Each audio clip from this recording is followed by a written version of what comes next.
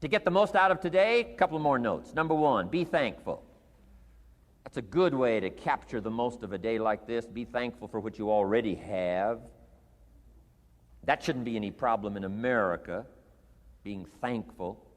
Everything we need is available in America. Everybody wants to come here, right? The last time I was here, that little presentation I gave, everybody wants to come here, America. People haven't plotted and schemed the last 40 years saying if I could just get to Poland, everything would be okay. No, everybody wants to come to America. Why? Everything's available here. All the books you need, all the sermons you need, all the churches you need, all the schools you need, all the instruction you need, all the inspiration you need, all the capital you need, all the markets you need, all the challenge you need, all the information you need, all the seminars you need. Everything's available here. This is America. So number one, let's be thankful for what we already have. Thanksgiving does this. Opens up the doors, opens up the windows, opens up the channels. Thanksgiving for what you already have. I did a seminar one weekend up at the ranch, up at Clear Lake. Got a lodge up there. Nice setting, high valley, high serenity ranch. For the weekend, Friday evening, Saturday, Sunday. People drove in from around California. I got there late Friday afternoon. Everybody had pretty well already gotten there. I couldn't believe the parking lot. Continentals and Eldorados and Mercedes and Cadillacs and unbelievable. Ferrari, one Rolls Royce, unbelievable. I walked in, good-looking crowd about like this, sitting there ready for the weekend seminar. My opening remarks were, ladies and gentlemen, I think the rest of the world would find it strange that we have all come here this weekend to try to figure out how to do better. Right? I think the rest of the world would say, I don't understand. Guy in his Rolls Royce, and I got to get to the seminar, find out how to get another one of these Rolls Royces. Unbelievable. Anyway, let's be thankful. Here's what locks up the doors and the channels to receive more: cynicism. That locks you away. That prevents you from learning more. Being a cynic about the past and the future, a cynic about the marketplace, cynical about the people, cynical about the institutions, cynical about the setup, cynical about yourself, cynical about your chances. See, that locks away all the chance for stuff to flow your way. So, good advice, I think, today. Start off, be thankful. Here's number two, listen well. That's going to be a challenge today. I understand that. Seems like most of, our life is still going on outside these four walls, right? Most of our life seems like it's all, continuing out there. Family and business and associates and market and economy and whatever else is happening in the midst of your life. And to sort of, pull your attention from what's going on out there and put it in here for just a few hours, I know is a challenge. But do the best you can, listen well. And here's the last one, take good notes. Be a good student today. Take some good notes. I've not come to entertain you. As you can tell by my opening joke, right? I would not make it in Las Vegas. So we don't have a dog and pony show today, no entertainment. But I do have some ideas. Take some good notes. Somebody showed me the other day notes that they took about 21 years ago, attending one of my seminars out in Los Angeles. He said, I still use these notes I took 21 years ago to help me in my business, relationship with my family. So I'd like to have these notes that you take today become that valuable for you. Then it would be worth me making the investment to come and spend a portion of my life, my time, my energy here. And I want this investment I'm making here today to pay off. And one of the ways it can pay off for me is for you to take good notes and then go away and use whatever makes sense. Because what I feast on coming back around is the stories out of this audience today. Sure enough, 6 weeks from now, 6 months from now, 6 years from now, somebody's going to, by phone, by letter, by personal contact, walk up to me and say, the things you shared that day got me thinking. And I started making some changes, and let me tell you what's happened to my business. Let me tell you what's happened to my sales career. Let me tell you what's happened to my relationship with my family. See, that'll make it worth it for me. Not the money, the return. Something you can't buy with money. If somebody says, thank you for touching my life and taking the time to make the investment. And that's what I'm all about. So if you'll become a good student today. And here's the last note. Don't be a follower, be a student. You'll be happy to know today we haven't come seeking disciples. We've got no movement for you to join. I'm just here to share some of my experiences, good ideas, best I can. But I think that's good advice. Don't be a follower, be a student, right? Take advice, but not orders. Take information, but don't let somebody, order your life. Make sure what you do is the product of your own conclusion. Excellent note to make. Make sure what you do is the product of your own conclusion. Not to do what someone else says. Take what someone else says, process it, think about it, ponder it. If it makes you wonder, if it makes you think, then it's valuable. Then when you go take action, make sure that the action is not what somebody told you to do. Make sure the action is the product of your own conclusion. If you'll follow just a little bit of those simple guidelines, I'm telling you, the learning process can be speedy, swift, powerful. Your learning curve can go up, and then applying it to your business, your life, your family, conversations, equities of all kinds. You'll find some progress like I did that first 5 years when I met a teacher willing to share with me, turned my life around. Progress I couldn't believe happened for me. Okay, let's get started. I want to review, I was here last time and we talked about the 5 major pieces to the life puzzle.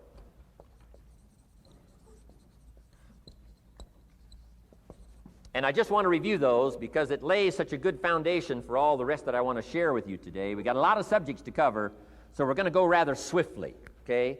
Put on your mental track shoes here and run with me today, because I'm going to deal mostly in concepts. Expect you to, fill in a lot of the details, because I've got a lot to share.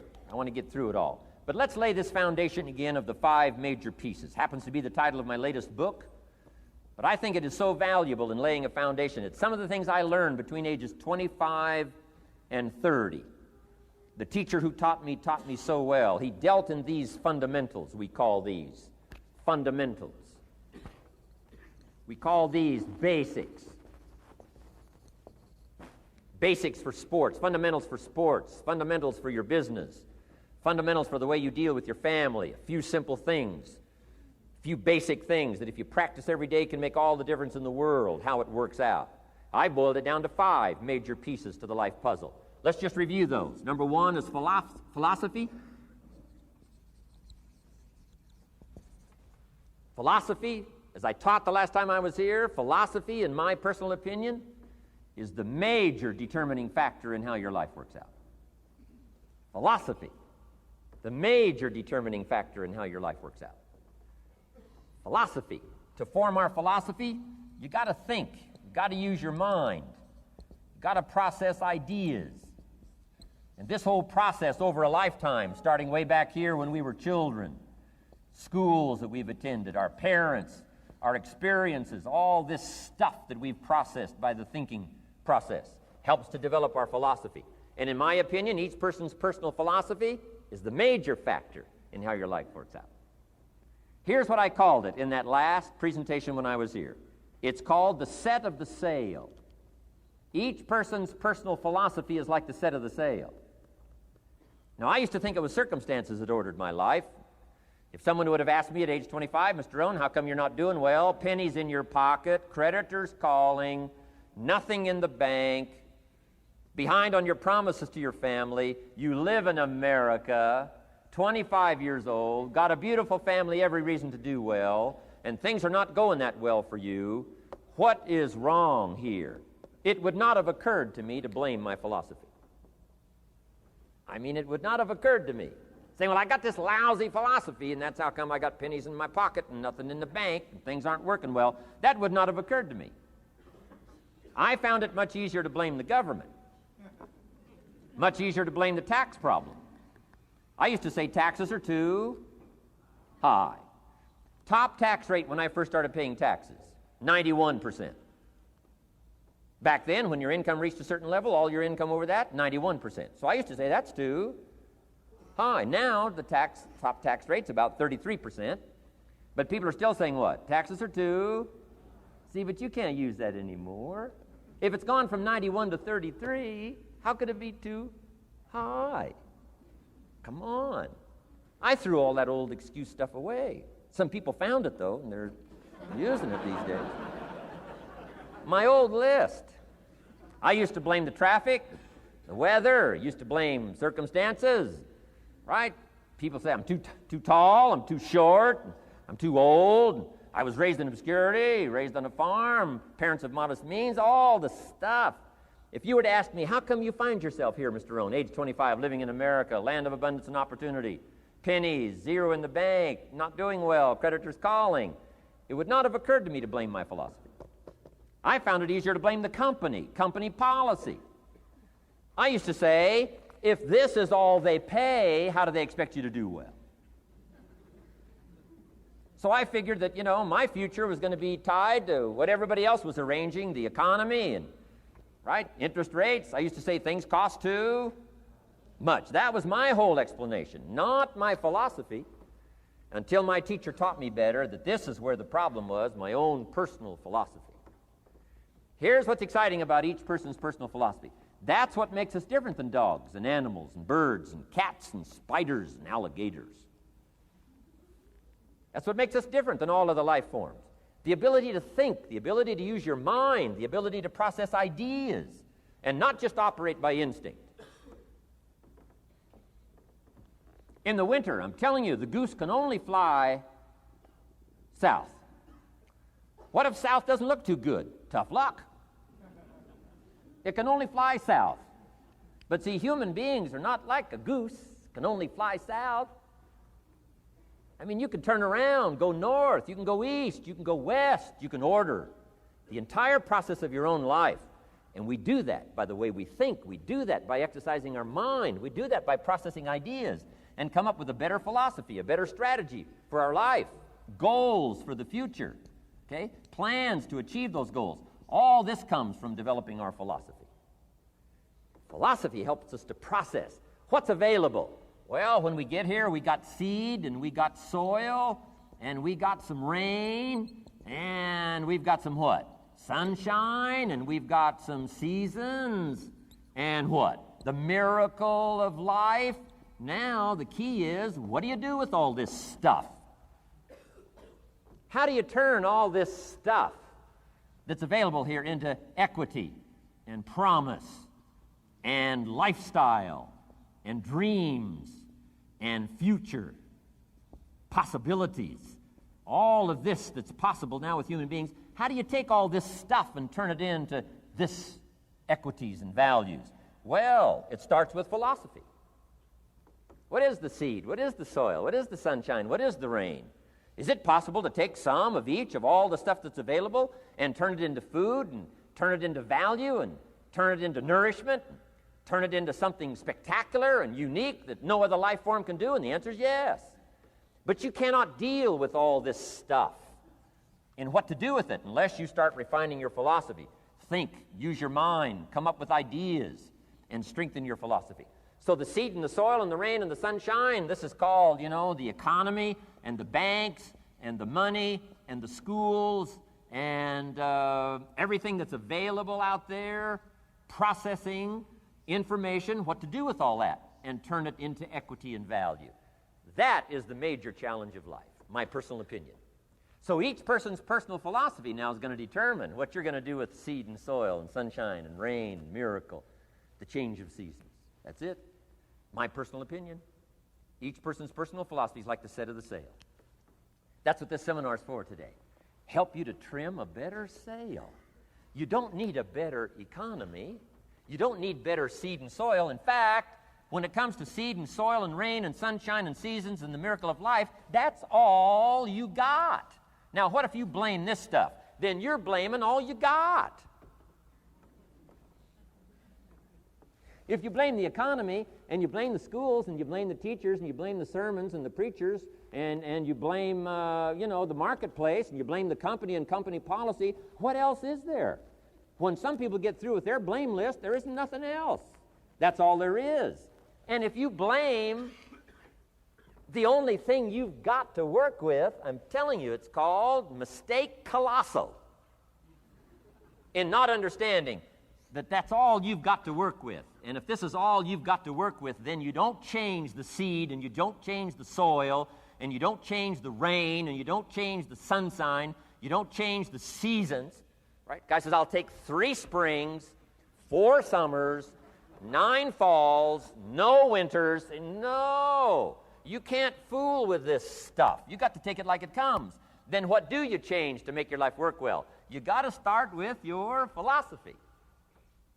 Guess what I had to do at age 25 in order to change my own future? I had to change my mind. I had to change my thinking. I had to change my philosophy. I was messed up on what was causing my problem. And once I got that straightened out, that all the stuff I blamed, the government and taxes and the marketplace and the economy and things cost too much, negative relatives, cynical neighbors, once I got rid of that and started going for where the real problem was, which was me, I'm telling you, my life exploded into change. My bank account changed immediately. My income changed immediately. My whole life took on a whole new look and color immediately. And the early results I got from making these philosophical changes tasted so good, I've never stopped the process from that day until this. And I'm telling you, with a little consideration of the refinement of your sail, by setting a better sail, refining your philosophy, your whole life can start to change from today on. You don't have to wait till tomorrow. You don't have to wait till next month. You don't have to wait till spring. You don't have to wait till 93. You can start this whole process immediately. I recommend it. Now, some people do so little thinking, they don't even have their sail up. I mean, you can imagine where they're going to wind up at the end of this week, at the end of this month, at the end of this year. Now's the chance to change, process all this information. So number one is philosophy. Okay. And we dealt with all that, where we get ideas from personal experience, from other people's experiences. I don't want to get into all those details because we covered that the last time I was here. But philosophy, that's number one, my personal opinion. Each person's personal philosophy. Here's the definition of success and failure. Just make this note. Here's failure. A few errors in judgment, repeated every day.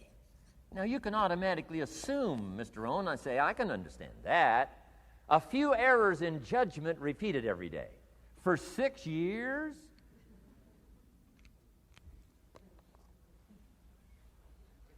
I'm with my father. I think I told this story the last time I was here. My father, 88 years old, he's never been ill, still hasn't retired. Not long ago, midnight, we're getting ready to go to bed. We've drilled a new well, got some extra water, got some more acres going. He's all excited. At midnight, we're getting ready to go to bed. My father's eating what he calls his midnight snack. A little bite to eat before you go to bed. Don't have to go to bed hungry. And I'm watching him eat this midnight snack. Guess what he had? An apple, a few graham crackers, and a glass of grapefruit juice. I said, no wonder my father's so healthy. My mom taught us all those good health practices. Taught me when I'm growing up, right? I'm an only child. I've never been ill. Passed the big 5-0 some time ago. My 2 daughters, 32, 33, never been ill. My grandkids, never been ill. I'm telling you, the legacy lingers on. As I watched my father have this midnight snack, suddenly occurred to me. I know that's part of it. An apple, what? A day. That's gotten to Dallas-Fort Worth, right? An apple. An apple a day keeps the doctor away. Good question for this intelligent audience. What if that's true? You say, well, Mr. Rohn, if that's true, that would be easy to do. Then what's the problem? It's easy not to do. It's easy not to adopt it as your own personal philosophy. Or the guy messed up the saying. Guy says a Hershey bar a day. Say, no. No.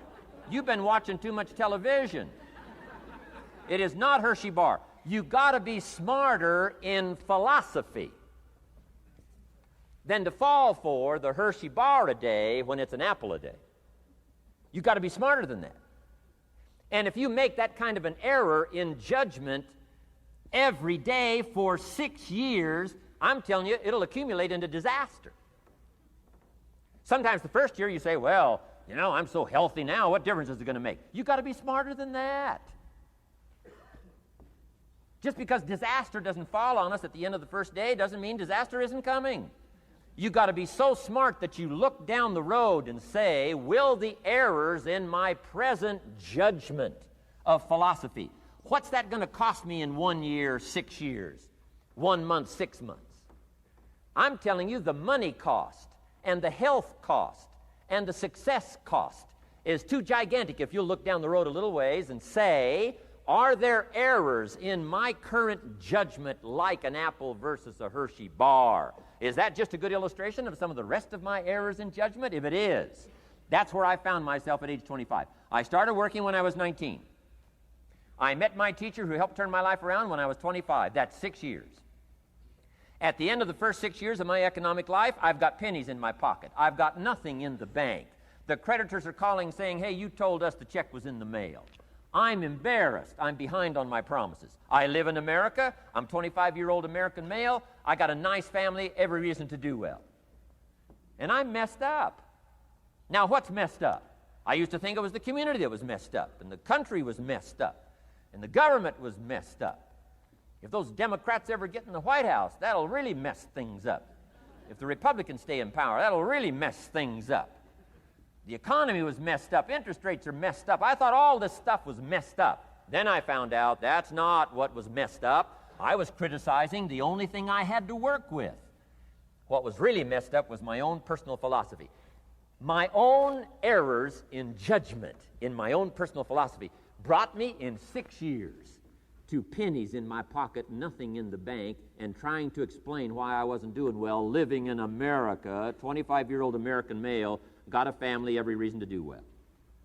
Now, once I understood this, here's the formula for failure: errors in judgment, being lax about developing your own personal philosophy.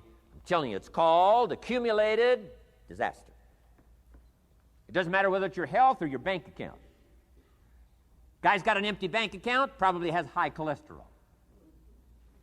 Why? Over the last 6 years, he never paid attention to either one. And it doesn't matter whether it's a dollar, or whether it's your money, or whether it's your cholesterol count. All you got to do is commit the errors, and just because disaster doesn't fall on you at the end of the first day that you don't eat an apple. You say, well, I didn't eat an apple today, and tonight I'm not ill. Well, you got to be brighter than that. Someday you got to leave first grade. The reason we make those first grade desks so small so they won't fit at age 25. I mean, right? You don't belong here anymore. Come on. Now let me give you the secret to success. The formula for failure: a few errors in judgment repeated every day for 1 month starts the weakness, starts the disaster process. You can imagine what happens in 6 years. Now here's the formula for success: a few simple disciplines practiced every day. And you've started a whole new process called a whole new life. A few simple disciplines practiced every day. And if you decide today to go for the apple instead of the Hershey bar, I'm telling you, you have begun the process of turning your life around.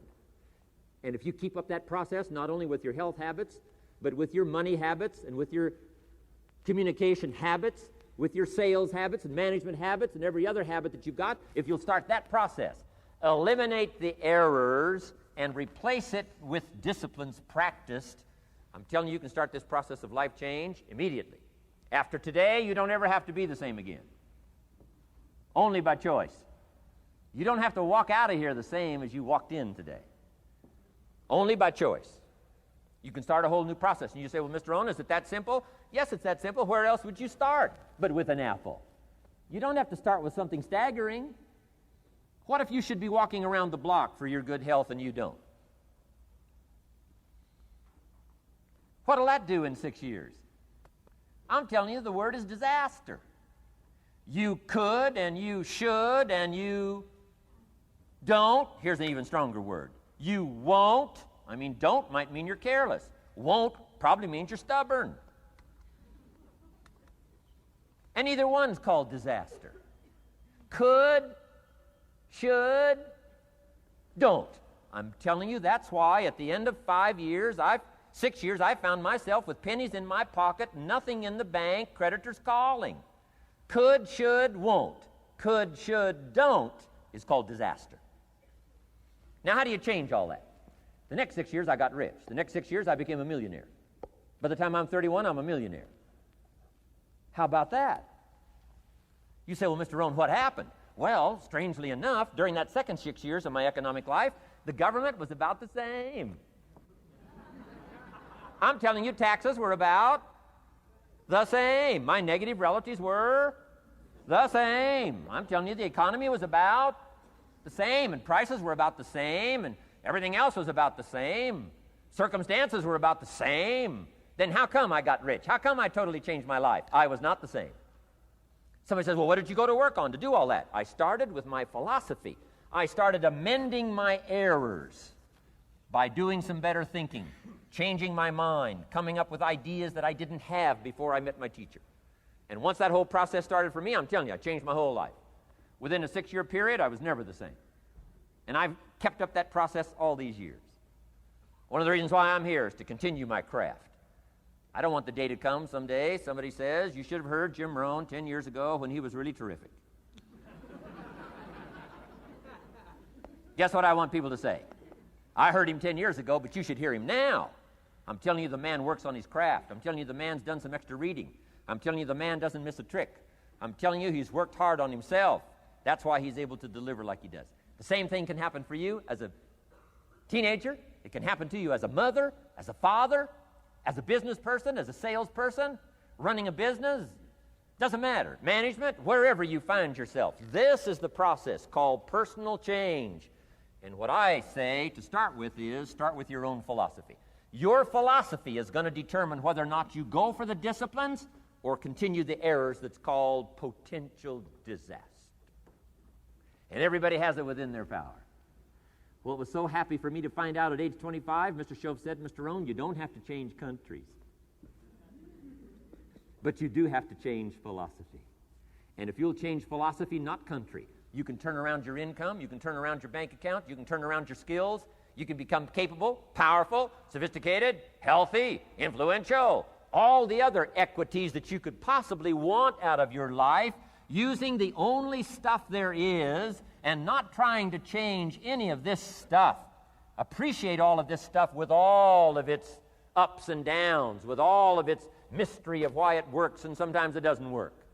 Don't challenge this. You don't have to ask for another planet. You don't have to ask for another country. Just ask for another book. Ask for another seminar. Ask for another idea. And you can start this whole process of personal life change. Now, I could spend the whole day on philosophy, because that's where it is. If I could get you intrigued with that enough to study it, enough to ponder it, to where you would pick up the commitment like I did and say, hey, as simple as an apple a day, as simple as a walk around the block, why not start right there? If you don't start there, where else are you going to start? Might as well start where it's easy, and then go to the more complicated disciplines. Because if you can't handle the simple disciplines, how can you handle the complicated ones? Okay. Key. Philosophy.